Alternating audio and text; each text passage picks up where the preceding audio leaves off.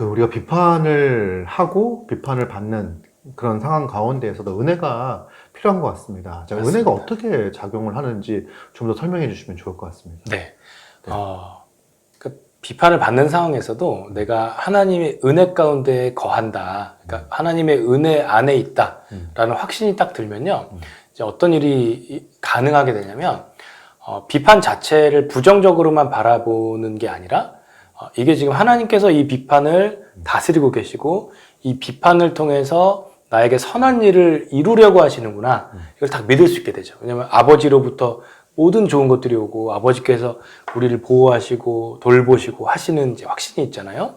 비판 역시도 예외가 아닌 거예요. 그러니까 비판을 사탄은 그 비판을 가지고 우리를 무너뜨리려고 가했지만 이게 은혜 안에 있는 입장에서는 오히려 완전히 거꾸로 하나님의 은혜로 이거를 받을 수 있게 되는 거죠. 그러니까 그럴 때는 이제 이 비판의 학교, 그러니까 고난이라는 학교라는 이야기를 우리가 하잖아요.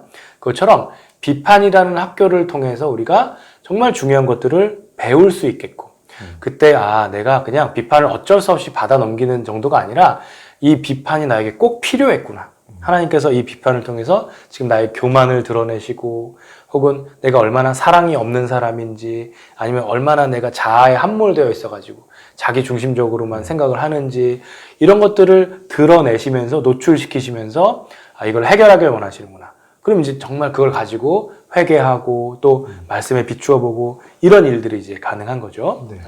거기서 이제 멈추는 게 아니라 그럴 때에 그 비판을 나한테 비판했던 그 비판자에 대해서까지 그리스도의 십자가 은혜로 이렇게 은혜를 베풀 수 있게 되는 것 같아요. 그래서 이때 정말 중요한 게 뭐냐면, 사람 마음이 비판 들으면 딱 그렇게 안 되잖아요. 그때 무조건 반드시 십자가 앞에 딱 서는 거예요. 십자가 앞에 서서 예수 그리스도께서 나 같은 죄인을 위해서 저렇게 죽으셔야만 했다는 사실을 딱 바라볼 때 이제 뭐가 가능하냐면 비교가 가능한 거예요.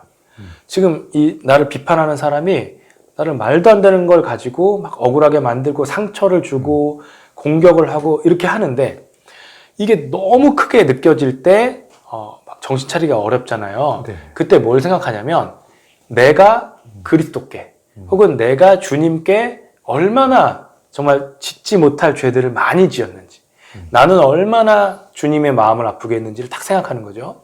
그때 십자가에 못 박히신 예수 그리스도를 바라보면서 예수님은 그 모든 이 해와 그 모든 죄와 이런 것들을 우리에게 돌리지 않으시고 자신이 다 감당하셨단 말이죠. 그러한 십자가 은혜를 그대로 내가 은혜 받은 자로서 비판하는 분에게 그 은혜를 돌려줄 수 있는, 그때 이제 보복으로 나가는 게 아니라 긍휼히 여기고, 그가 처해 있는 문제를 오히려 바라보고 목회자로서 그 영혼을 위해서 또 기도하고 또 돌보고 이 문제를 해결해주고, 이렇게 긍휼로서 또 은혜의 반응이 나갈 수 있다고 생각을 합니다. 그 은혜의 관점에서 비판을 이해하고 할 때보다 좀 건강하게 이 비판을 대응할 수 있겠다. 또 성경적인 원리로 비판에 대응할 수 있을 것 같습니다. 네. 자, 그러면 우리가 이제 목회자로서 항상 비판받는 위치에 있지만 비판만 받는 게 아니라 또 교회를 또 온전하게 세워가기 위해서 잘못된 부분들에 대한 비판을 하는 경우들이 필요할 것 같아요. 그렇죠. 네. 이런 경우는 어떻게 해야 될까? 비판이라고 하니까 너무 부정적인 어감으로만 네. 이제 이해할 수도 있는데, 네. 그런 게 아니라 우리가 교회 생활을 하다 보면 마땅히 해야 되는 권면도 있을 수 있고, 네. 또 목사이다 보니까 목사와 장로는 또 하나님의 말씀에 따라서 이런 성도들을 지도하고 또 죄로 가고 있는 분들을 돌이켜서 회개하도록 해야 되는 역할도 있지 않습니까? 네. 그럴 때 우리가 이제 성경을 가지고 행하는 지도라든지 권면이라든지 회개를 촉구하는 이 모든 것이 큰 범주에서는 비판에 들어간다고 할 수 있어요. 그러니까 비판은 그냥 없을 수는 없는 필요악 정도가 아니라 오히려 교회를 건강하게 세우는 반드시 필요한 도구라고도 할 수가 있는 것이죠. 네. 그럼 이제 목회자가 어떤 것들을 이야기할 때 사실은 대부분 목회자는 설교 시간이나 공적인 시간에서 이루어질 거 아니에요. 그런 죄에 대한 회개를 촉구하거나 잘못된 부분을 지적할 때 이제 개인적으로 교회가 네. 교회 안에서 개인적으로 이렇게 비판을 하는 경우들이 있을 수 있을까요? 그러니까 지금은 우리가 비판을 받았을 때만 어떻게 대응할까를 이야기를 했는데 좀 건설적으로 비판을 할 수 있는 분위기와 문화, 이거는 목회자뿐만 아니라 성도들 간에도 이런 것들이 필요하겠다 생각이 들거든요. 왜냐하면 지금 우리가 이 비판이 그리스도가 우리를 또 성숙하게 인도하고 이 비판을 통해서 우리의 죄를 돌아보게 하고 긍정적인 측면이 분명히 있고 건설적인 비판들이 있으니까 그렇죠. 이런 부분을 어떻게 장려할 수 있을까? 장려해야 되는 겁니까? 아니면 비판하지 말라고 얘기해야 됩니까? 저는 반드시 장려해야 된다고 봅니다. 네. 예. 우리가 다 죄인이고, 네. 죄인들이고 또 죄인들의 공동체에서 함께 살아가기 때문에 비판은 없을 수가 없고, 그렇다면 이 비판을 선하게 그리고 올바르게 받아들일 뿐 아니라 또 비판을 해야 되는 상황에서도 반드시 잘 비판하는 방법을 배워야 되겠죠. 모든 성도가. 네. 그럼 잘 비판하는 상황이 어떤 상황일까요? 사랑으로. 사랑으로. 네. 정말 그렇잖아요. 그러니까 내가 비판을 이제 하는 상황에서도 내가 마음이 상했으니까 혹은 저러면 안 되는데 하고 마음에 안 드니까 비판을 하는 경우가 대부분이잖아요. 근데 그러한 마음에 그냥 갇혀버리지 말고 내가 궁극적으로 이 비판을 통해서 하려고 하는 일이 뭔지 그리고 내가 가고자 하는 목적이 뭔지를 먼저 떠올리면 좋을 것 같아요. 네. 부셔버리고 싶은 게 아니잖아요. 그렇죠. 파괴하고 싶은 게 아니라. 세우고 돕기 위해서는. 그렇죠. 거죠. 세워가기 위해서. 내가 이 비판을 통해서 저 지체를 세우고 유익되게 할 거라면, 그럼 어떤 말투로, 또 어떤 식의 내용으로 네. 비판을 할지, 그냥 답이 나오겠죠. 정말 온유하게 비판하고, 그것을 듣는 분이 기분 상하지 않도록.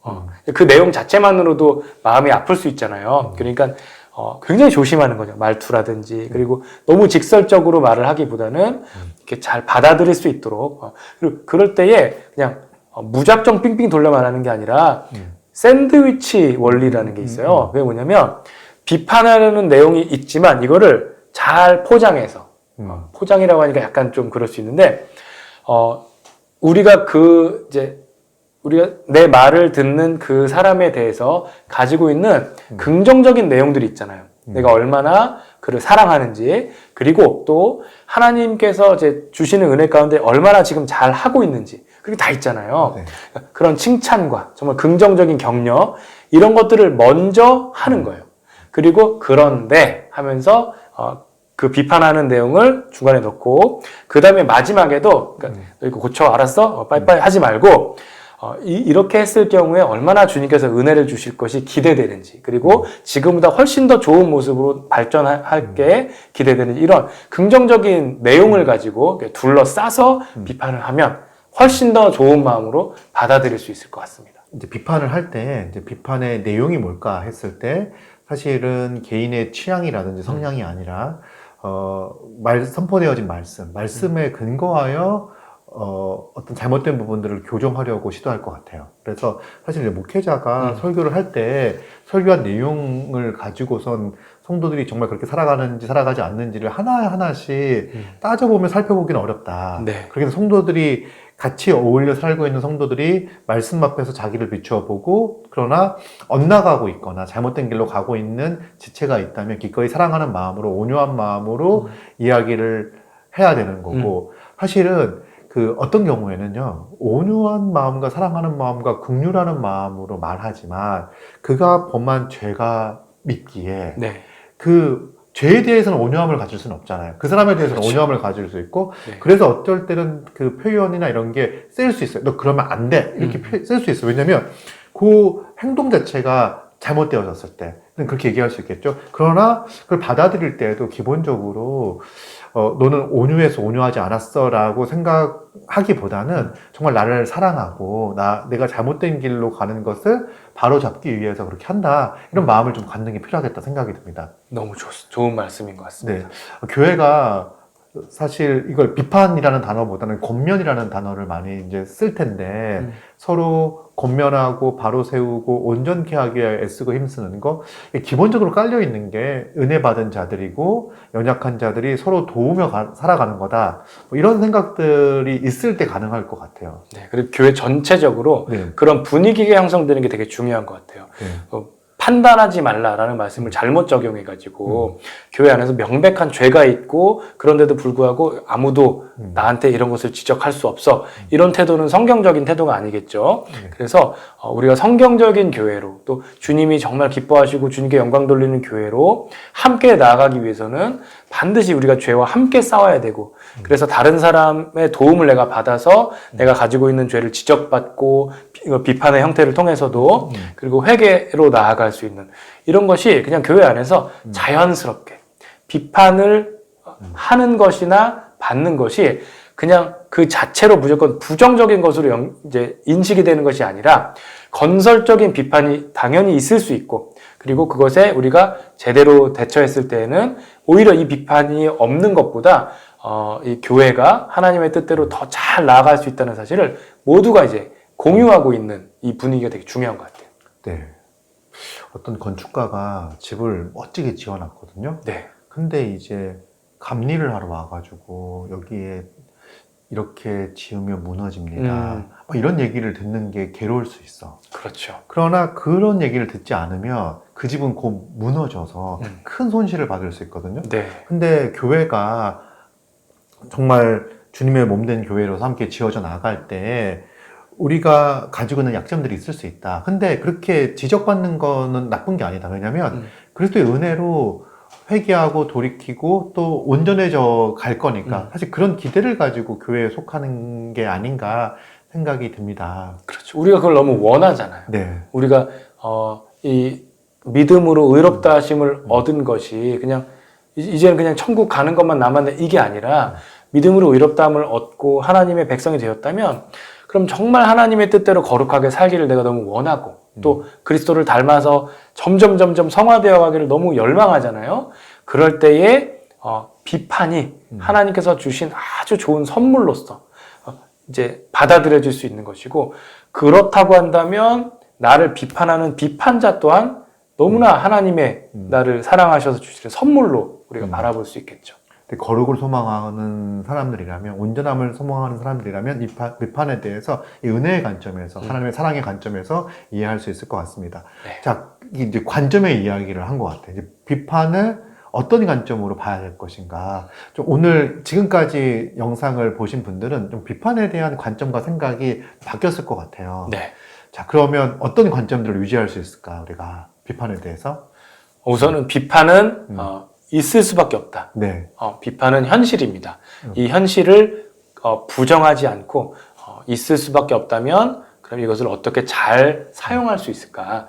이런 마음을 갖는 것이 중요하고 더 나아가서 비판은 있을 수밖에 없는 것 정도가 아니라 반드시 필요하다. 왜냐하면 우리는 죄인이기 때문이고 비판이 없고 그냥 칭찬 일색만 있을 경우에는 우리는 아주 한도 끝도 없이 교만해질 수 있기 때문에 하나님께서 우리에게 반드시 필요한 비판을 통해서 우리를 다루어 가시고 우리를 더 거룩하게 하시고 더 나아가서는 우리 목회의 열매를 더 풍성하게 맺어가시는 아주 선한 일을 이루실 것을 믿음으로 바라봤으면 좋겠고 이 모든 것을 하나님의 은혜의 역사가 감싸고 있기 때문에 우리가 비판을 두려워하거나 싫어하거나 또 원수처럼 여길 것이 아니라 정말 바르게 또 선하게 사용해야 하는 그러기 위해서 훈련하는 것이 너무나 좋은 일이겠다 이런 좀 말씀을 드리고 싶습니다. 한번 생각해 봤으면 좋겠습니다. 내가 그동안 비판에 대해서 어떻게 반응을 해왔는가, 그리고 그 반응들이 적절했는지, 지금 우리가 이제 은혜를 깊이 경험한 사람으로서 앞으로 다시 그 일들을 겪는다면 어떻게 할까, 또 주변에 혹은 내가 어떤 비판을 내가 어떤 비판을 받는다고 한다면 어떻게 잘 대응할까, 대처할까를 좀 생각하면 좋을 것 같아요. 그래서 기본적으로 신자가 기도하는 삶을 살아가고, 목회자로서 항상 기도하고, 그리고 이제 목회자들이 생각을 할 때, 그런 경우도 있는 것 같아요. 이제 뭔가 자기가 처음부터 끝까지 계획을 해놓고 네. 이 계획들이 잘 진행되어져 가고 있다고 생각하는데 거기에 이제 문제를 제기하거나 할 때에 견디지 못하는 경우들이 있을 수 있는데 네. 나의 모든 판단이 완벽하거나 옳은 것은 아니다라는 생각들을 갖고 우리는 내 생각을 관철시키는 것이 아니라 하나님의 뜻을 관철시키는 그 뜻에 순종하며 살아가는 성도임을 좀 기억하면서 살아갈 때 이 비판에 대해서 좀 더 유연해질 수 있지 않을까. 네. 그리고 그 비판을 재료로 사용되어 거룩한 삶으로 나아가는 도구가 되지 않을까 생각합니다. 좋습니다. 네. 오늘 정말 이렇게 긴 시간 네. 비판에 대해서 이야기했는데 사실 할 말이 더 많이 있는 것 같아요. 훨씬 많았죠. 네. 할 말 참 많이 있지만, 비판받을까봐. 네. 너무 말이 많다고 비판받을까봐. 그 비판 또한 저희는 기꺼이 수용하겠습니다. 달게 받아 달게. 먹겠습니다. 자, 그래서 비판할 것들이 있다면 댓글로 남겨주시면 저희가 감사히 받겠습니다.